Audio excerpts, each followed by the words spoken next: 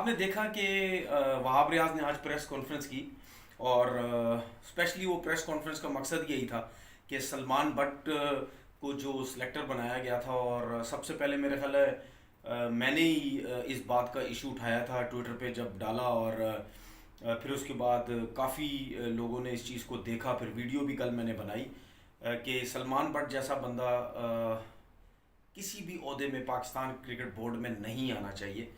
क्योंकि मैं ये समझता हूँ, अब मुझे नहीं पता कोई और क्रिकेटर समझते नहीं समझते, लेकिन मैं ये समझता हूँ कि जिसने मुल्क का नाम बदनाम किया है उसको किसी भी पोस्ट पे नहीं आना चाहिए।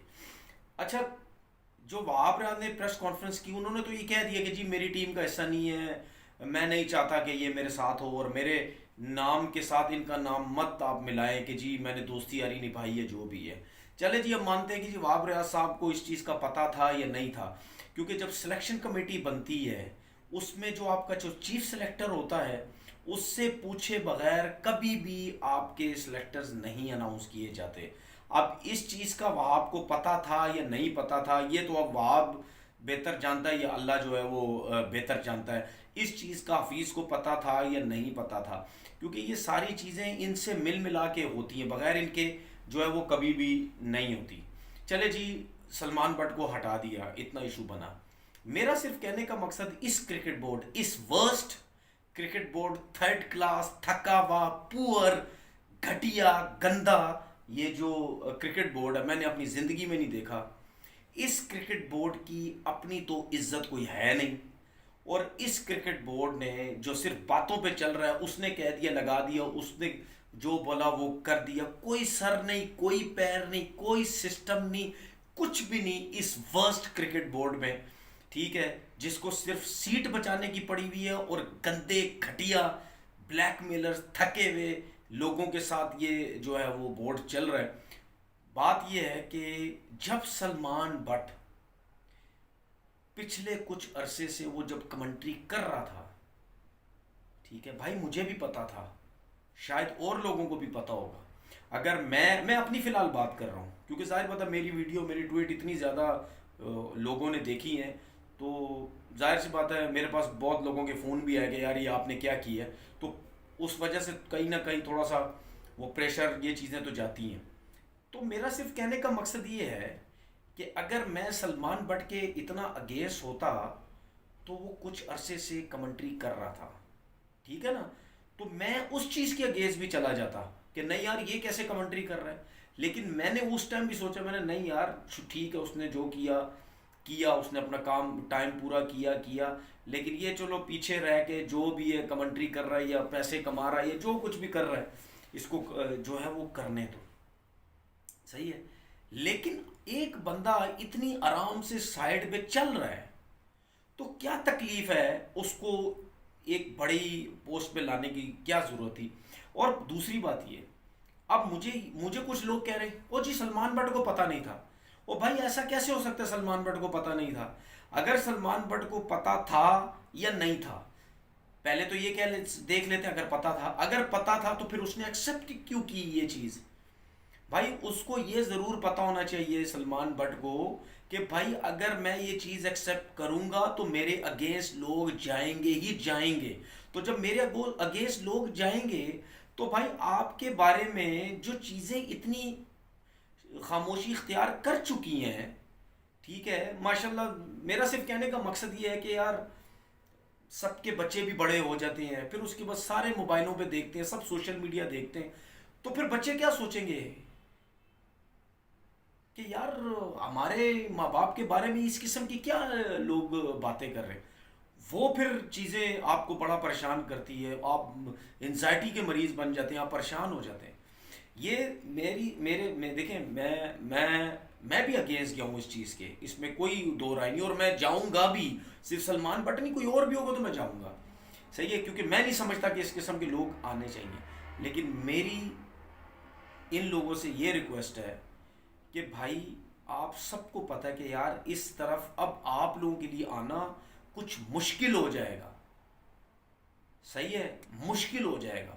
क्योंकि बात यह है कि अगर आपको क्रिकेट बोर्ड ने रख भी लिया तो सोशल मीडिया ऐसा वो आपको नहीं छोड़ेगा। आपके बच्चे जब पढ़ेंगे वो आपसे सवालात करेंगे।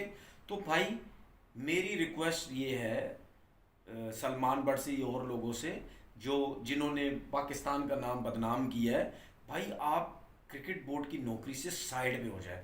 मैं आपके फ़ायदे की बात कर रहा हूँ, साइड पे हो जाए, मत करें। पीछे रह के क्रिकेट बोर्ड आपसे कमेंट्री करवाता है, ऐसी जॉब दे देता है, आप बच्चों को ट्रेनिंग भी करवाते रहो, जो भी करवाते रहो, सही है। आप बड़ी पोस्ट पे नहीं आ रहे, आप चुप करके अपना काम करते रहो, ठीक है। मैं क्रिकेट बोर्ड से ये भी रिक्वेस्ट करता हूँ कि भाई अगर उस पोस्ट के हिसाब से सलमान बट का जो लेवल है, जितनी अरसे उसने क्रिकेट खेली, उसने पाकिस्तान को भी रिप्रेजेंट की है, उसका जो लेवल है उस हिसाब से कमेंट्री हो गई है, जो छोटा मोटा काम अगर उसको पीछे रख के देना है, जो फ्रंट स्क्रीन पे इतना ज़्यादा जो है वो नहीं आता, उसके हिसाब से थोड़ा उसको फाइनेंशियली अगर थोड़ा सा वीक, आप उसको थोड़े पैसे दे दो कि भाई हम आपको थोड़े से जो वो पैसे देना चाहते हैं। लेकिन क्रिकेट बोर्ड की अपनी इज्जत नहीं है। अब उसने एक्सेप्ट किया सलमान ने, वो भी गलत, अगर उसके बगैर करवाया गया वो भी गलत, सही है। अब उसकी सलमान बट की जो भी कुछ अरसे तक ढकी छुपी चीज़ें थी, अपना टीवी पे ही बैठ रहा था, अपना यूट्यूब चैनल चला रहा, सब कुछ कर रहा है, उस उस उसकी सारी धजिया उड़ गई सब, सही है। अब उसको बिल्कुल एक नए सिरे से दोबारा अपने आपको सेटल करना पड़ेगा, सब कुछ करना पड़ेगा। तो भाई मेरी इनसे रिक्वेस्ट है कि ये काम जो है वो ना करें। और ये जो क्रिकेट बोर्ड आया है, कसम से इसने जो हाल कर दिया है ना हमारे जो है वो क्रिकेटर्स का, जिसका करेक्टर नहीं है वो क्रिकेट बोर्ड में जा रहा है, मतलब यानी कोई जो है वो समझ नहीं आ रही कि क्या हो रहा है। और दूसरी बात ये, एक बात मैं आपको और बताता हूँ यार, देखो सलमान बट ने या आमिर ने या आसिफ ने, वो भाई इनके ऊपर जो यूके में जो इंग्लैंड में जो उन्होंने किया था, उन्होंने जो सज़ा वगैरह हुई थी, उन्होंने उस हिसाब से अपनी सज़ा काटी। पाकिस्तान ने कोई सज़ा नहीं दी थी भाई उनको, ये वही सज़ाएं थी जो लगी हुई थी, जो उन्होंने लगाई थी। पाकिस्तान ने कोई सज़ा ही नहीं दी। ये तो चलो, मैं क्या बोलूँ, ये इस वजह से ये चीज़ें हो रही हैं। ये जो वही जस्टिस कयूम की रिपोर्ट जो मैं पुरानी बार बार बातें करता हूँ, ये अगर वो उस दौर में ये काम हो जाता ना, तो आज जो है ये काम नहीं होता, आज ये काम नहीं होता। तो बिला वजह जिन्होंने ये हरकतें की हैं, भाई आप क्रिकेट बोर्ड से दूर हो जाओ, ठीक है। आप छोटी मोटी जॉब पीछे रह के करो अगर आपको क्रिकेट बोर्ड ऑफर देता है, ठीक है। या आपका अगर टीवी चैनल पे बहुत अच्छा काम, देखे सलमान बट टीवी चैनल पे बैठा, हर जगह बैठा। सलमान बट जब टीवी चैनल पे बैठा हुआ था, सरफराज ने आई थिंक सोशल मीडिया में सलमान बट के खिलाफ एक बात बोली थी कि यार पता नहीं ये जो फिक्सर है ये भी अब क्रिकेट समझाएंगे, ये भी अब हमें समझाएंगे, इस किस्म की कोई बात की थी। तो मैं उस टाइम टीवी चैनल बैठा था, मैंने उस टाइम सलमान बट की सपोर्ट की थी। मैंने बोला था सरफराज साहब ठीक है, वो अपना टाइम काट के आया है, जो भी है उसने सारा हर चीज़ पूरी की, अब वो टीवी बैठा हुआ है, क्या वो क्रिकेट पे भी बात नहीं करेगा। मैंने उस टाइम सलमान बट की जब वो टीवी बैठा था मैं बात की थी। लेकिन अगर ये लोग क्रिकेट बोर्ड में किसी ओहदे पे आएंगे तो मैं उसमें बिल्कुल भी, मेरी अपनी राय है यार, मेरा अपना ओपिनियन है, मैं थोप नहीं सकता किसी के ऊपर।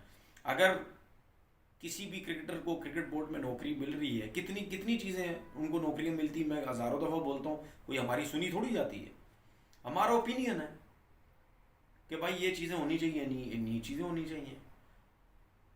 तो ये जो क्रिकेट बोर्ड आया है, इसने तो बर्बाद करके रख दिया है हर चीज़ को। ना इनकी अपनी कोई इज्जत है, ना इन्होंने प्लेयरों की इज्जत छोड़ी है। वो सलमान बट की एक थोड़ी बहुत जो इतने अरसे से कुछ रेपुटेशन बनी थी, वो भी उसकी ख़राब करके बैठ गया। अपना बहुत बहुत ख्याल रखिएगा।